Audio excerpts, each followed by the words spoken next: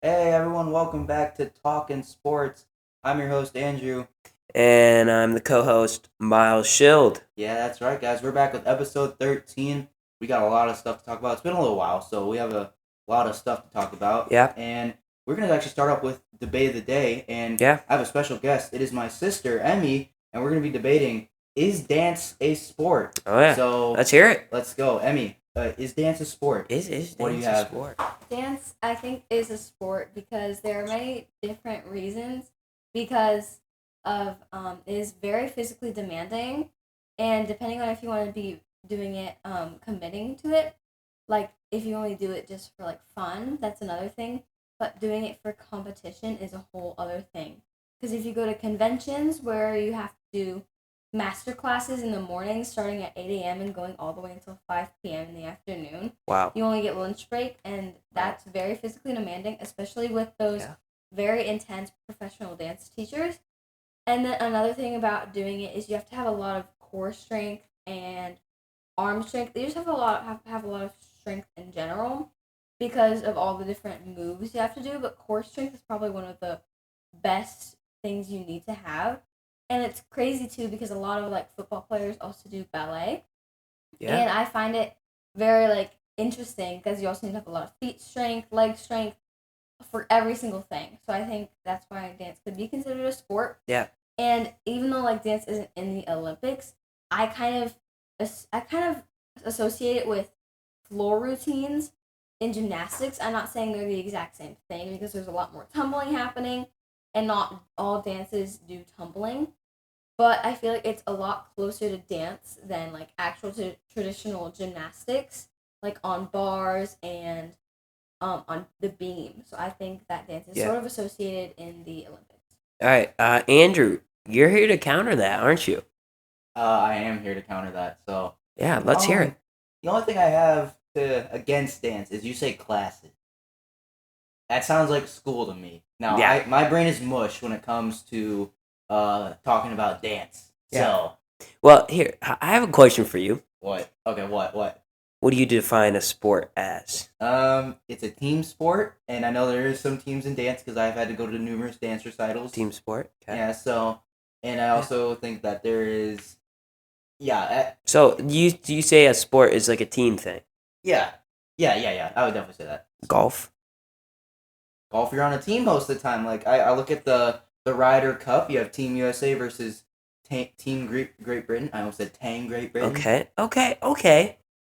So, that's all you had to argue that? That's the only thing I can think of right now. Yeah. But overall, the only reason I don't see dance as a sport is because it's maybe a little more artistic than any other sport. Yeah, Like, artistic, yeah. Wait, what? I said artistic. Okay. Anyway, I think the level of art in dance, it's an art, it's considered an art and not sort of sport. There are competitive dancing and my sister's going to nationals here in a couple weeks. Okay. Congratulations. Yeah, nice. So there's that too, but I think overall dance in general, it's more considered an art and not a sport. Yeah. It's a cool party trick, Yeah, Like you I you would see agree. you see the dancers on the street. Yeah. The other kind of dancers, guys, the ones getting tips from other sports. Yeah. What do you gotta say? I mean, there's that. I totally agree with you saying that it is an art. I totally feel it's mostly an art. I like totally agree with you on that. But like I said, it is. I feel like it is a sport because you are on a team when you're doing competitions. There is really two sides to dance. There's the more artesian dance part, and then the more competitive part. For the artesian part, you're more so trying to express something or like an emotion, but more so when you're doing competing, you have to be on a team. You have to do all this stuff together to prep in a certain amount of time before you have competitions. Like after I think February, we've had until July to prep, and we're getting really close to finishing. And we're all kind of freaking out because we only have a couple weeks left, and not many of our dances are finished. And dance is very much a team sport where we all need to be at rehearsals. We all need to be at practices where we can learn the combinations and the choreography where the choreography might be kind of weird, but it will go along. But I agree with you that it's an art because you are trying to express something, but it's more so, I feel like, of a sport likeness with how physically demanding it is and time consuming. Because sometimes you have rehearsals every single day of the week. Sometimes you have rehearsals for 14 hours a day. I have 14 hours on Saturdays. This whole entire week, I have dance every single day this week. Jeez. Well, yeah. So everyone, that is going to wrap up our debate of the day segment. It was great. I don't think we have a clear decision yet if who is dance a sport. I think put it in the comments. What do you think, Miles? Put it in the comments what you think. But I'm going to tell you what I think. I want to ask Miles, what do you think? Andrew, for the beginning, going into this, I was on It's Not a Sport, right? Emmy gave her pitch. I'm like, oh, geez, it is a sport. And then Andrew he started off rough. He had no evidence that dance was not a sport. And then he comes out with it's got more art in it than it does a real sport. And I thought, ooh, that's a good competition. So I was kind of on the edge there.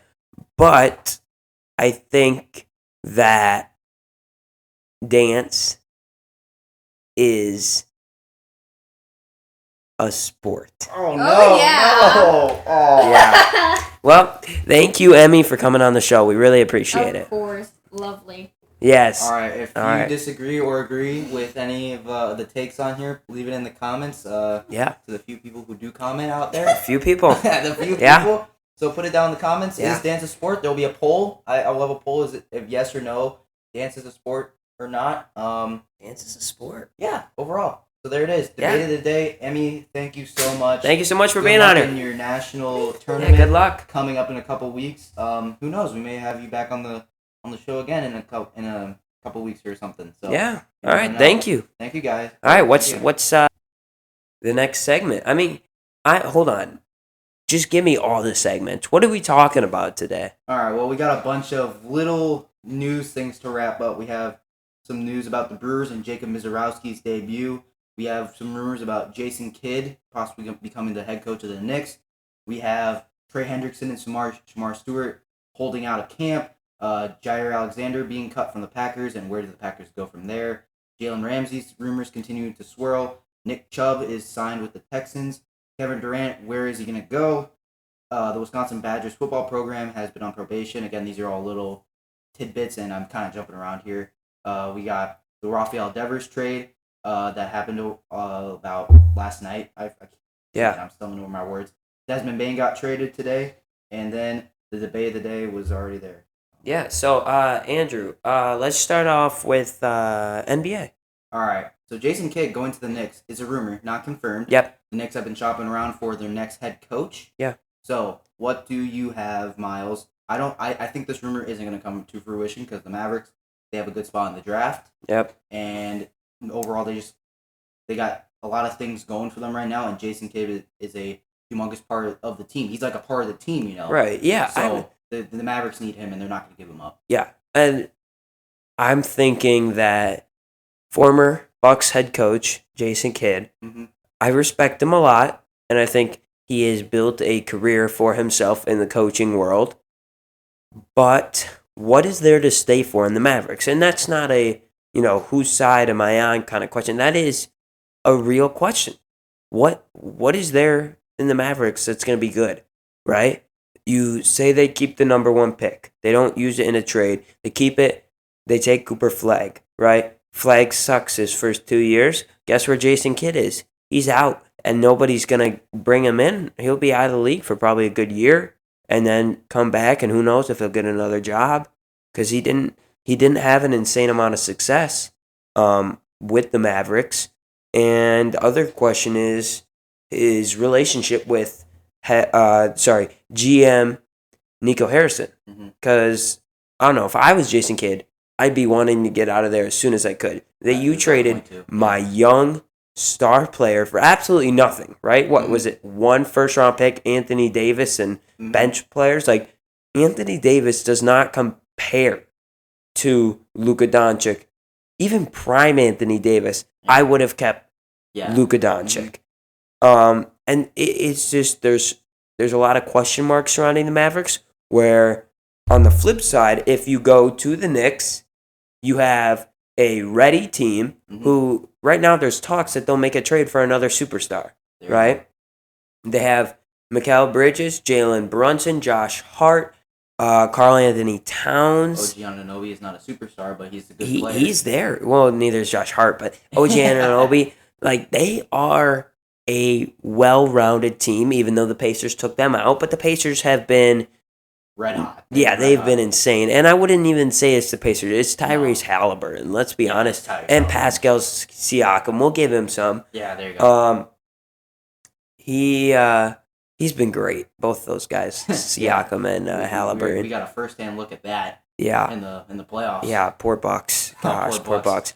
Yeah, so I think Jason Kidd needs to, maybe he doesn't take this, but he needs to have full confidence in the Mavericks. Yeah. And I don't, you can't have it. Well, then again, this is also like the Mavericks saying, they also told the Knicks, no, you cannot interview Jason Kidd. Like, we are holding on to him. And he can quit. He can quit, but at this rate, Jason Kidd, he's got a stable job with the Mavericks. Yeah. Like, there's two sides that he can take. Again, he can leave because Nico Harrison may be the worst GM in the league. Yep. Or the other option, which is to go to the Knicks, quit that job, go to the Knicks, get a good, better job, better situation. Yeah. Or he can stay there with someone like a Cooper Flag if they choose to. Well, I think it's all, like, we don't know the little details, too. No, we don't. Right? Because if he goes to the Knicks and they don't do good, then he's going to be on the hot seat right away. There you go. Where if the Mavericks, depending on how they view Jason Kidd as a coach and as a person, if they don't do good for the next 2 years, is he going to be sent away? I don't know. But speaking of that trade, like that Anthony Davis trade, 1 first-round pick for Luka. Mm-hmm. And then Anthony Davis and a few bench bats got swapped there. And that was terrible. Yeah. I was disgusted by that trade. Because you imagine, like, think about it now. Like, if they had the number 1 pick and Luka, you get Flag and Luka. Oh, my gosh. Oh, my gosh. And maybe you use, you trade Irving, you trade Thompson, and you get some younger guys, some more prospect-type players. Maybe a salary dump. Yeah. You never know. And you restart, and you have Flag and Doncic, but that's not going to happen. So 1 first-round pick. Now, here's a guy who got 4 first-round picks, and I'm not talking about Mikal Bridges, because the Knicks did give up 4 first-round picks to the Nets to get Bridges. I'm talking about Desmond Bane. Yes, he got traded to the Orlando Magic. Oh, wow. I am so not locked in today, guys. All right. No. All right, here. I'll talk about this one, Andrew. Right. Well, I'll let you kind of drink a sip of water there. So the Magic received Desmond Bane. They also swapped a pick with the Grizzlies. The Grizzlies got 4 first-round picks. Guard Cole Anthony, who is you can hear Andrew getting water back there. Cole Anthony is a rising bounce around the league kind of guy. And Kentavious Caldwell-Pope, the guard/forward, who's bounced around the league as a underrated piece to a lot of teams. He only spent, 1 year with the Magic, and then he's now on the Grizzlies. Yeah. To me, that's a Marcus Smart kind of replacement, right? Because they shipped Marcus Smart out to the Washington Wizards. Mm-hmm. So, Andrew, thoughts on this trade? Yeah, I honestly think the Magic maybe overpaid a little bit for Desmond Bane, but he was definitely a good foundation piece to help Franz Wagner, Paolo Banchero, Wendell Carter Jr., and kind of that core. And then, of course, they have a decent pick in the draft this year. They kind of made a pick swap with the Grizzlies. And then they gave up 4 first-round picks for the next couple of years. I do feel like the 4 first-round picks was a bit of an overpay. I think it would have made sense if it was 2. I think 2 is kind of like where you could draw the line on where you overpay and where you're comfortable with paying or giving up that for Desmond Bane. But I feel like, though, it's a good trade. Desmond Bane, one of the elite scorers. The only concern is that team, the Magic team, is a little, they're looking like a whole team full of Anthony Davis players. Like Franz Wagner can't stay healthy. Paolo Banchero struggled with injuries in his second season, and then Desmond Bane's been injury prone every now and then. Yeah. So that's the only thing I'm concerned with the Magic and getting Desmond Bane. But for the Grizzlies, this is a great trade. Yeah, you'll easily take the 4 first-round picks and Cole Anthony and Kentavious Caldwell-Pope. That's good. Well, because here we go. Desmond Bane's been in the league. Was it 5 years? 5 years. I would say. 5 years. He's 26 years old. I think he's entering his 5th year. Yeah, he was the 30th pick by the Celtics, and then he was used in a trade that sent him to the Grizzlies. So his first rookie year, we're not going to count that. That's rookie year, rookie jitters. His second year, he scored 18 points per game. Then he went to, then his next 2 were in the 20s. Yeah. 20 points per game. Yeah. This year, he had a little bit of a down year. It was 19 points per game, but still great. He's 26 years old. His defense is really good. And I see this as a risk it all kind of trade, because 4 first-round picks, that's a lot. Yeah. Number one, it does a few things around the league. It slaps the Mavericks in the face. It pretty much holds it up, because the Mavericks did say that Anthony Davis is worth 3 first-round picks in that trade. Ooh. Because, you look at it, they only got 1 back, and, you're seeing big stars go for 4. That will just hit the table. And that's, I don't see it. Another thing this does, it sends even more signs to the Bucks. We already saw the signs that both the Pacers and Thunder rebuilt quickly from the Paul George trade. Yep. They used that Paul George trade, rebuilt into a finals team. You also saw this is how expensive players are now. Yeah. And if Desmond Bane's going for 4, Giannis should be going for 20. Because, listen, I know Giannis is much older. He's 5 or 6 years older. 29. 30. He's in his 30s. Oh, he's in his 30s. That's right. My bad. He's older than Desmond Bane, but in the last 3 or 4 years, he's been 30 points per game, Giannis. He's been running in certain parts of the season for MVP. Yep. And he's an NBA Finals winner. He knows how to win. Yep. So I think... And he's a great locker room guy. He's a great team leader. Yeah, great. You want him on your team. Mm-hmm. He's going to sell tickets as well. He's going to sell jerseys. Look at the impact he's had on us, because we are Giannis lovers. Yeah. I don't know about Miles, but I am. You can go down to Milwaukee, and you will see at least 10 Giannis jerseys. You will see the Giannis mural. Yes, that is up there. Let's talk about that. Yeah, there's a mural for Giannis. That's how much one player can change everything. Yeah, and I think teams need to see that. I think maybe the Mavericks need to see that. Hey, we could completely rebound by getting Giannis. Because Giannis is older, but Giannis is electric. Wait, so you're saying that the Mavericks would get Giannis as a active winning piece, or you active winning piece? Okay, right there. They say Cooper Flag's a rebuild. So we'll. So you're saying the Mavericks would give up all their picks and get Giannis just as a winning piece, and not use Giannis as a trade bait another year or something? I would say they would probably get Giannis, and maybe who else would they? They'd want an older player. Or I had a little dream trade that sent Kuzma to the Mavericks. And the Mavericks got the Spurs 2nd overall, and a bunch of things were swapped there. And but then, Giannis go to the Spurs. Giannis goes to the Spurs. The Spurs, and then the Bucks also get the number 1 pick. Yeah, it's a big trade, and that would be the most insane trade we've seen in probably a decade.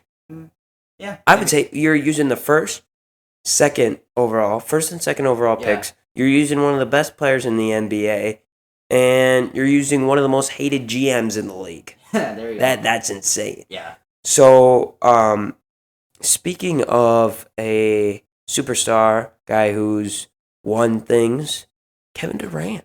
Yeah, he's also on the trade block.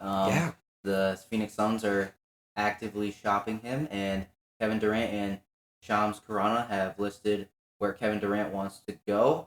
We have the Heat, Rockets, and Spurs. Now, the Spurs, I just want to get this off the bat. Worst case scenario for the Bucks. Yeah. Because that would mean That's one less destination and one less hot spot for Yeah. Giannis to go. Rockets, again, it's kind of like the same thing. I mean, I'm looking at this from a Bucks perspective. Yeah. For like at first here, it's another big spot that the Bucks want to trade Giannis because of all the player compensation that we can get from the Rockets, and then the Heat. I mean, I don't know how much the Heat have left because honestly, is it Bam? Bam's it. I don't Max see the Strus, Heat. Tyler Hero. Yeah, I don't see the Heat as a real option. But I mean, if Kevin Durant wants to go there, I mean, we saw Jimmy Butler and like Damian Lillard want to go to Miami, and then it didn't pan. Like it's not worked in the past for star players. Dame wanted to go to Miami. Yeah, Dame wanted. I do remember. I completely forgot about that. I remember I was in school. Yeah. When I heard about the Dame Lillard trade, I thought it was fake. I had to look it up for myself. Yeah. Because I had been reading, like, Dame wanted to go to the Miami Heat. That was where he really wanted to go. Listen, no hate on Dame. It might have been better for the Bucks if he went to the Heat. It might have been better for the Bucks if we just kept Drew Holiday, I would say. You keep Drew Holiday. You keep all your picks. You don't trade Giannis. You pick some nice guys. Yeah. No offense to Dame, because we love Dame. Yeah, we love Dame. What Dame's done in his 2 years here so far, and he's gonna be here for has been great. 2 years. He's gonna be here for another 2-3 years. But he's gonna be gone for pretty much the entire season. Yeah. This year, and it just hasn't worked out. Mm-hmm. Obviously, Drew Holiday's production dropped with the Celtics, but I'm not gonna blame that on him. No, I would still say his defense is elite. Elite. We need that right now. I think, we need his defense more than we need Dame's 3-point. And honestly, Dame has missed more games than Drew Holiday has with the Celtics. Yeah. So I mean, it's heartbreaking because everyone loved Drew Holiday in Milwaukee. That was besides Giannis, that era. It was either Drew Holiday or Bobby Portis were the two most loved guys. Or Chris Middleton. Beyond Chris Middleton, we'll have three guys there who could be competing for the second most loved guys. Because Drew Holiday really was he had been bounced around the league really when he shouldn't have. He should have been able to stay on one team because How long was on the Pelicans? 76ers and oh yeah, that's right. I forgot about the 76ers. And I feel like there was another team. No, but still, that's like you don't see a guy of his talent. A guy of his talent shouldn't be bouncing around the league, and that's got to be hard on the family and everything. And just you look at Dame goes to the Heat, he doesn't rupture his Achilles. He plays good with the Heat. Did he probably eliminate the Bucks in a playoff matchup? Maybe the Bucks fans never had that hope of getting Dame in the first place. Yeah. So it wouldn't be like a cry situation. We still have Drew. We still have all our picks where we could take a guy. I'm thinking like Walter Clayton Jr. out of Florida if we still had our picks. Yeah. Because we'd be around that area where he'd be getting picked. Because assuming we get eliminated right away, and you bring in him, he's great and whatever. But back to Kevin Durant because we got really sidetracked. Kevin Durant, I'm thinking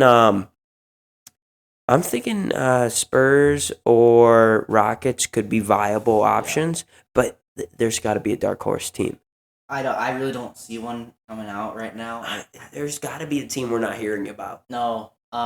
Maybe there's like maybe the Mavs pull something goofy. Maybe the Mavs pull something goofy. You never know. Oh my gosh, that'd be so goofy. Oh, that'd be the most insane thing ever if he goes to the Mavs. And then Can we see the Timberwolves pull something? Timberwolves. I feel like Timberwolves were an option because they haven't really bought anything. Or Shams or whatever his name is. The Adam Schefter of the NBA Sharana. Said that Timberwolves were an option as well. Yeah, because I mean I know there's maybe a little beef between Ant and Durant, but I mean they could easily. That could be great. That could be a really good 1-2 punch there. Yeah, and I mean the Timberwolves haven't really invested anything, and they haven't spent a lot of draft capital except for getting Rudy Gobert. I mean they gave up Cat to the Knicks. They got Dante DiVincenzo in return. Poor Dante's probably going to be used in a trade for Kevin Durant. Let's be honest. Yeah. And Dante, another guy we should not have gotten rid of. No. The Bucks blew that one badly because of his injury. You blew that. Like Dante's been so good everywhere he's gone. Yeah. And he's gone to a lot. Kings, Warriors, Knicks, right? Timberwolves. Like that poor man. Yeah. Another guy that should not have been bounced around. But I think if Kevin Durant does go to the Timberwolves, I think Dante will be used in that trade. Maybe the Pistons. We heard the Pistons were interested in Giannis. So could they get Kevin Durant? I don't know. That'd be really weird. Yeah. That I think that made me uncomfortable. Because did you hear they called the guys the unks or whatever? Because they got. You got Hardaway Jr. You got Malik Beasley. You got who was the other unk? There was one more. Kyrie. Kyrie's old. He's 33, 34. Gosh. All right. Let's wrap this Kevin Durant thing up. Andrew, any final words on the Kevin Durant? Yeah, I'm looking at Rockets and Spurs both individually. Spurs could obviously give the draft capital that the Suns would want, and then the Rockets can give the player capital and a little bit of draft capital as well. If the Suns really want to be competitive now, honestly, they would probably go with the Rockets. They would get some draft capital one, and probably a guy like maybe a Jalen Green. I don't think it's Jalen Green. I think you're seeing more Jabari Smith. Maybe Jabari Smith. Maybe Alfred Sengun. Maybe Alfred Sengun. Because they got rid of Yosef Nurk. Yeah, they got rid of Nurkic. So, player competition from the Rockets and a couple picks here and there. And then maybe some picks mostly picks from San Antonio Spurs. Yeah. Moving with some more news. We're going to move over to the baseball side of things. The Milwaukee Brewers, Jacob Mizorowski made his Major League debut on Thursday night, excuse me. Oh, Jacob Mizorowski. He had a great debut. He pitched 5 innings, he got 5 strikeouts, and only allowed 4 walks, which has been a big thing in the minor leagues with him. Can he limit the walks and keep the control? It looked like to me he was in full control. Oh my gosh, the first 3 pitches above 100 miles per hour. Yeah. We have our own Paul Skeens over here. I was really surprised. StatCast got all his pitches wrong. He threw what they said was a cutter. It was his 92-mile-an-hour slider. It moves that fast. It's so crazy. He throws faster than Abner Uribe, guys. Oh my gosh. If Brewers fans, if you know Abner Uribe, he's an absolute flamethrower. And Jacob Mizorowski, he's like a next level of that. You have no idea how badly I want him to be Paul Skeens. He's 6'7". A little side joke there. He can throw a 4-seam fastball over 100 miles an hour. He has got a slider that touches 92. Oh, he's got He's got a wicked curveball that he didn't break out that much. No. And it looked like some people said that was his slider. Like StatCast said that was his slider. No, that was his 82-mile-an-hour curveball. Gosh. And then he's got a changeup, which he's trying to work on. But if he can get that mastered, if he can master that 4th pitch, that changeup, oh boy. Oh my gosh, you have no idea how much I want him to succeed. Yeah, he's going to be good. And MLB Pipeline ranked him really, really, really low. He was 52. Yeah. And everyone's been saying his stuff is disgusting. Yes, his walks are really bad. But and also I think Pipeline just really likes to underrate Brewers all the time. That's weird. Because they ranked Sal Frelick 30 a couple of years ago. I feel like Sal Frelick should have been inside the top 20. Yeah. Because Sal Frelick's been phenomenal. Yeah. But we're not here to talk about Sal Frelick. To make room for Jacob Mizorowski, the Brewers traded Aaron Savali to the Chicago White Sox for former top prospect Andrew Vaughn, who is a first baseman. Overall, that trade, I think it's not a bad trade. Aaron Savali, he's been struggling a little bit. Yeah. But his last 3 starts, ever since returning from the IL, besides the one in Pittsburgh, he's been pitching really well. He has an ERA combined of under 3, or a little bit over 3, I should say. The only thing I don't like about Aaron Savali is that his K stuff is awful, and the way he gets outs is in the air. And when he does that, it means he gives up home runs. And we saw that in Pittsburgh a couple weeks ago. So, and Andrew Vaughn, he's got a lot of power. I can't agree with you. You really think that the Aaron Savali trade was a good trade? I mean, look at his debut. He gave up 7 runs. With the White Sox? Yes. Okay, but still, look at it from my perspective here. Aaron Savali, coming out of the Rays, what was he? He was a really good pitcher with the Rays. I'm gonna say that. The start of 2024 was really, really rough for Aaron Savali. You knew who Aaron Savali was. Yes, if you were a hardcore baseball fan. He was a known name. Yeah. And the Brewers bring him in. You're like, okay. They fix him. Okay. And yes, he wasn't the greatest pitcher in the world. Yes, he's gonna have bad games. But I'm not mad that we traded him. Because I love Mizorowski and I'm loving where he's going to be. Mm-hmm. I'm mad with what we got back for him. Honestly, there wasn't a lot we could get back for him. because looking at Andrew Vaughn, like he could be a really good depth and bench guy to come off the plate. He can be like a Jake Bowers type of player. Yeah. Come off the bench in the postseason and hit a nuke. Yeah, I will agree with you once I see it. Okay. Once I see it. Is he in the minors right now? He's in AAA right now. Okay. Once I see him hit a home run and it's absolutely crushed and it's in AmFam Field, I will agree that Darren Savali trade was a good trade. Okay. And Andrew Vaughn, former top 100 prospect for the White Sox. And, Andrew Vaughn, he's got a lot of power. And before the last couple seasons, 2021, 2022, very good seasons, he was hitting above league average. And we were expecting him to hit maybe like 10 to 20% above league average. He's only hitting about 5%, which, you're not loving that as a top 100 prospect. But for me, I look at that and say, I would gladly take an extra power guy off the bench who can hit us a home run. Yeah. He's not a Daniel Vogelbach. I'm not going to say that. He's not a Daniel Vogelbach. Right. But he can come up if Rhys Hoskins gets hurt again. Yeah. He can come up. Yeah, okay. I'll agree with that. All right, what's next? All right, Trey Hendrickson and Shamar Stewart are holding out of Bengals camp. Is this the Bengals' fault or is this their fault? I'm going to have to say Trey Hendrickson. This is the Bengals' fault. They paid T. Higgins and Jamar Chase, and now they're not really in the position to make another big contract move because they're already paying Burrow, Chase, and Higgins. And I don't know about you, but I'm an offense wins games kind of guy.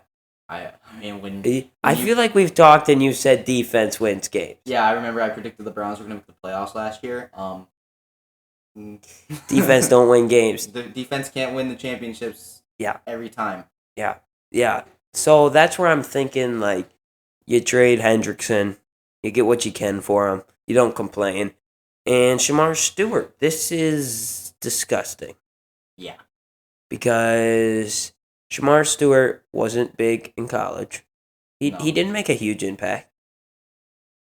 He was pretty good at Texas Tech. He was pretty good.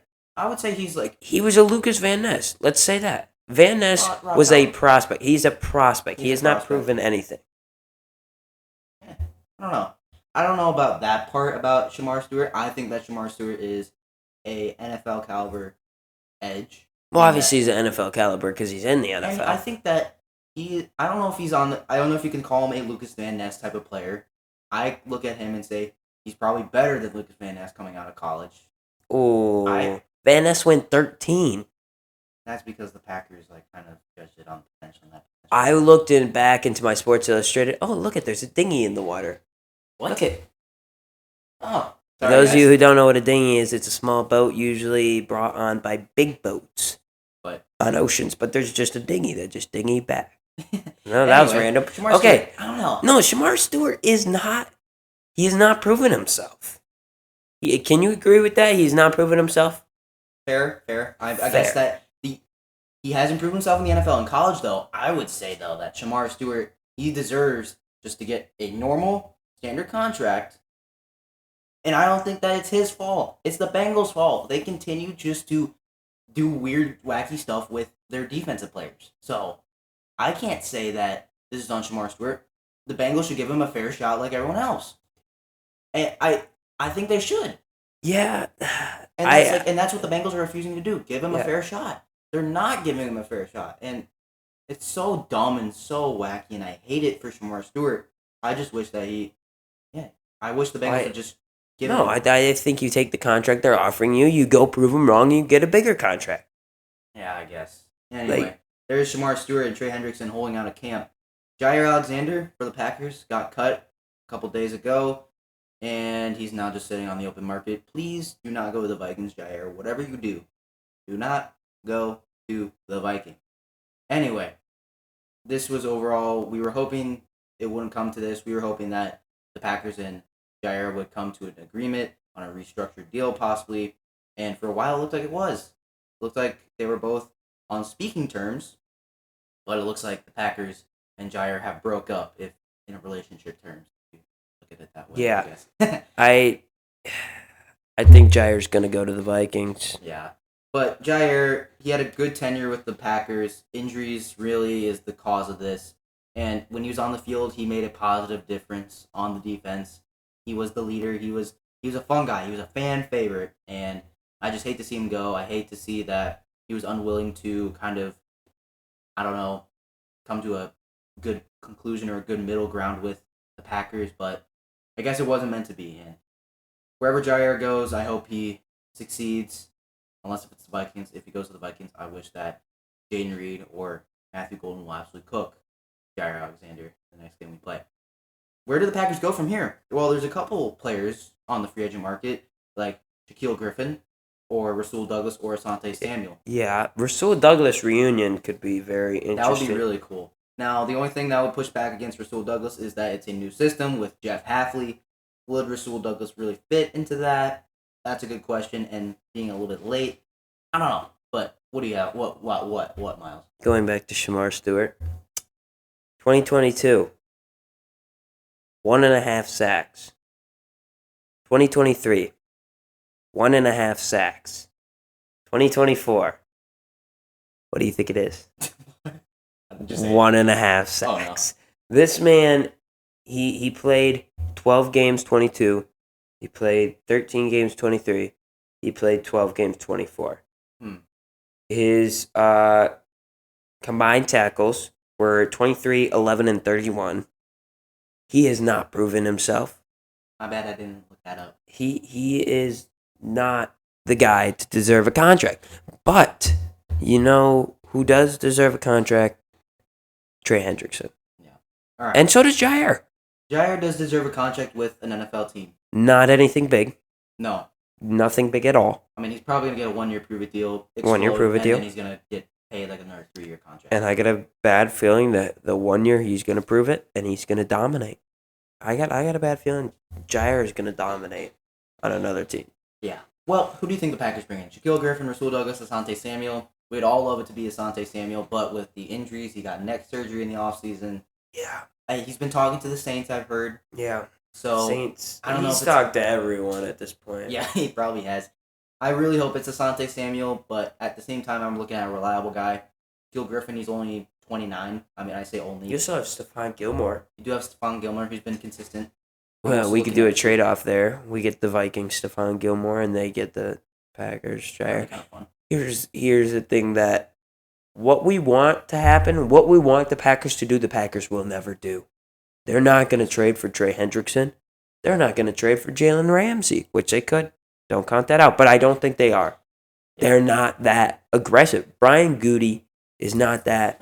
He's not that aggressive. He's not that aggressive. Yeah. And I see him relying on what he's got right now. Yeah. And to be fair, the Packers cornerback room, it's not bad. It's not great. Right. It's not. Here's what I see. They bring in an undrafted cornerback. That's it. Yeah. That's all I see. They bring in an undrafted. Maybe they trade for Jalen Ramsey. They take on that ridiculous contract. Yeah, and Jalen Ramsey's still being shopped, so we don't know, and there haven't been a lot of rumors coming about. I think he could still dominate on the field. We may just get a more expensive Jair. Yeah, who may not be fully healthy. Right, but he could be decent. Yeah, we'll never know, but Jair has been cut. Jalen Ramsey rumors continue to swirl. Who do the Packers bring in? We don't know. Sound off in the comments who you think the Packers will bring in.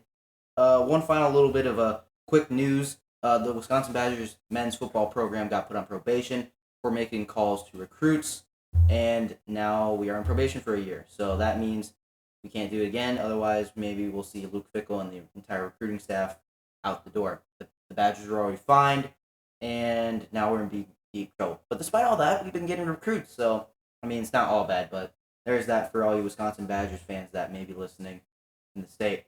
Our final piece of news is a big trade that went down in the MLB world.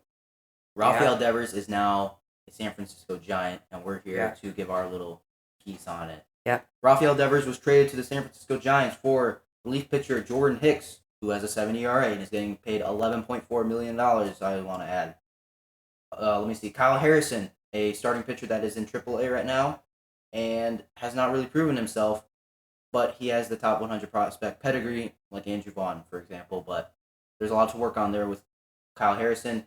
James Tibbs Jr., an outfielder who was a first-round pick last year and has been really bad in low A baseball. And finally, Jose Bayo, a relief pitcher who's 20 years old and is not made out of rookie ball. I don't know about you. That doesn't sound like a great call there. They should have got way more. Yeah, they should have gotten way more. But from what I'm hearing, the Giants really were the only team to get calls from by the Red Sox. The Red Sox were not actively shopping Rafael Devers, and according to Jeff Passan, ESPN insider for the MLB, said that Devers had a conversation with the front office after Sunday's game and said, if you do not like what I'm doing here, you can trade me. Like, he was putting it out on the table that he is not going to change, and it's the Red Sox that need to change. And I'm looking at the Red Sox. They were not treating Rafael Devers like a star player. No. Because even though they trade away Mookie Betts and let Xander Bogaerts walk, they treated Rafael Devers like a superstar for a little while. They gave him that big contract. Yeah. But now, when Bregman came in, he was their fancy new toy that got to play with. And Devers became the toy that got to sit on the shelf. Yeah. But that's true. That's true. And they should have gotten so much more. I feel like the Giants pretty much scammed them. Oh, yeah. Out of that. And Rafi Devers will go to the Giants. He'll play great. He'll play phenomenal. Mm-hmm. And Jordan Hicks. Maybe the Red Sox will fix him, but maybe the Red Sox will fix it. Maybe the Red Sox will fix Kyle Harrison with their pitching lab, like they did with. Maybe. Or I wouldn't say they fixed Chris Sale, but they continue to develop Chris Sale. Yeah, is what I meant to say. Yeah, but there could be some lights for the Red Sox, but all in all, they did a Mavericks type trade and didn't get what they should have gotten back. And in a year when the Red Sox were expected to begin competing for the division, they're sitting in. They gave it up. The Yankees are so happy right now. Yeah, and right now the Red Sox, I believe, are in second or third place. They are not leading the division. It has been a disappointing season. April was super, super bad for the Red Sox. The Brewers, they played really well against the Red Sox. Yeah. I mean, like, how do the Brewers match up against the Red Sox? I just want to know that. Yeah, the contract difference, the amount of money. Yeah. And I mean, Boston will always be an attractive place for free agents to sign, but man, did the Red Sox drop the ball here. And I know the Boston Red Sox fans, with the pedigree that the Boston team has with winning. The team is going to be so frustrated with that. Yeah. And they've done it for the past couple years. They trade away Mookie Betts. And who they got left on that team? Connor Wong. Yeah. Verdugo's gone. That trade blew up. I mean, Verdugo put up some good years. He put up some good years. We respect him. Yes, and we respect him. And now Verdugo's on the Braves, and he's... The Yankees ruined him. That's actually... Let's be honest. That's a weird thing to say, but the Yankees... I mean, with the short porch, Verdugo should have been great, but... Verdugo should have been. The thing about Verdugo is, side note here, that he's allergic to his tattoos, so it's kind of his own fault. Yeah. And then he was allergic to his batting gloves, so that's why. Jeez, he's allergic to everything. Yeah. Oh, I thought it was because the Yankees made him shave his beard. His lucky beard. Oh, yeah, there you go. He also looked really weird without a beard. Yeah. It's like, whoa. I mean, awkward. I mean, Goldschmidt looks weird without a beard now, I would say. Yeah, he looks so much younger. But it's helping him. Yeah, he's dominating. Paul Goldschmidt, shout out to him. Thank you for not being on the Cardinals Rafael anymore. Devers is a Giant. The Giants, massively underpaid. Looking at one of the pieces, Jordan Hicks again, he's getting paid $11.4 million. Yep. That's starting pitcher money, but he's not going to be a starting pitcher because he's been awful this year. He's dealt with injuries. He's got a 7 ERA. Kyle Harrison, he lacks control and gives up a lot of walks. Now, maybe the Red Sox can fix that, but honestly, it doesn't look like that's going to happen for right now in the present. And then James Tibb Jr., he's got potential. He wasn't my favorite pick out of the 2024 draft for the Giants. And now, I don't know what the future is for him in the Red Sox because they got a stacked outfield right now with Jarren Duran, Roman Anthony, Willie Abreu. Oh, Roman Anthony. Roman Anthony's going to be good. Roman Anthony's going to be good. We're getting sidetracked a lot today. We are. Holy cow. We did not stay on. Well, we also had we didn't even have a segment. We just had a bunch of different news. Yeah. It's a news day and a catch-up day, you know. Yeah, catch-up day. All right, is that it? Are we done? That's it. That's 45 minutes. Yeah, that's not going to work. Either way, though, that's all we got for you guys today. Let us know.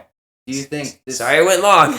It's a good episode, though. We were supposed to record on Saturday when this episode is coming out, but I think we're glad we waited that extra day. Yeah. Extra couple days. Yeah, all right. But let us know.